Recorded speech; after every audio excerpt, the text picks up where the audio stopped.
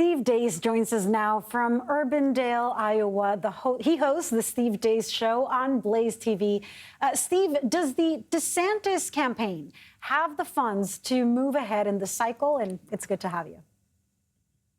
It's good to be here. I think absolutely they do. And I think if they perform tonight well, I think that you will see a lot of the donors that there's two kinds of donor classes on the right. There's the kind that hates the Republican base almost as much as Democrats do. And that's who kind of supports Nikki Haley. And then there's the kind that just wants to go with who they think they can win. And I think if he does well here tonight, and I think he will do well, how well, I don't know. It's very uncertain with turnout given the weather conditions here on the ground. But if he overperforms expectations, I suspect some of those donors that maybe grew skeptical because of all the public polling over the last few months, right, if he does well tonight, they will come back.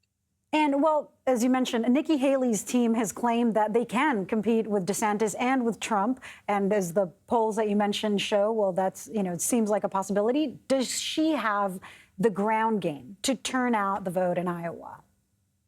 I don't believe so. I think the Iowa poll, which is wrong every cycle, I'm mystified how it has earned like this mythical status.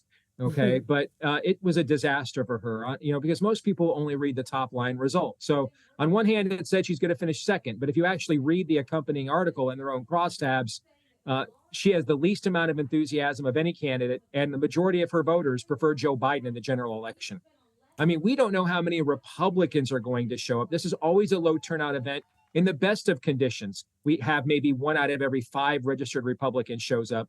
Now we have the worst winter weather in Iowa I've ever experienced. And I've lived here since 1995. I've never seen anything like what the last few days has been like, where even in residential urban areas with suburbs, you still need 4-wheel drive to get up a hill. I have a hard time believing a bunch of Democrats and independents, when we don't know how many Republicans are going to show, are going to come out in these awful conditions, brave the weather, and then stand around for an hour with people they don't like me, and vote for Nikki Haley. I just have a hard time believing that. Tell me something. We have seen Ron DeSantis now more recently make stronger or perhaps more aggressive comments about Trump. Why, in your opinion, did DeSantis wait so long to go after Trump? Is it too little too late? I think I would have preferred a more aggressive posture from the beginning. I think that there's a wide chasm between let's run as an adjunct professor of Magadonia, which is what Vivek Ramaswamy has done, to, let's just debase ourselves and get nasty and personal even more than Trump does. There are clear issue disagreements and failures in the Trump administration to criticize, and the governor is more equipped to do that than anybody, since those are the issues he's strongest on. But I also think for about 6 to 8 months, it wouldn't have mattered what tactic he took, what message he had. From the moment Alvin Bragg endorsed, if you look at the Real Clear Politics polling average on March 30th, Donald Trump was leading Ron DeSantis in that national average like 42 to 32. A week later, he was up by like 20, 25 points. Why? Ron DeSantis wouldn't be a candidate for almost 2 months. With that first Alvin Bragg endorsement, that changed the trajectory of this race. And a lot of people who wanted to move on from Trump, I think felt like, wait a minute, we can't let you do that to our guy. We can't let you pick our nominee.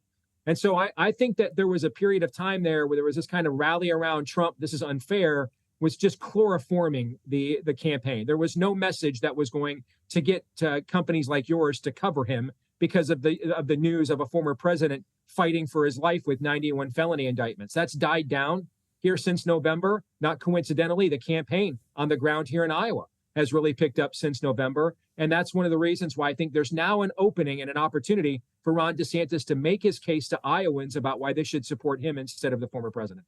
We'll see how it goes. Steve Deace, thanks for joining us today. Thanks for having me. You bet.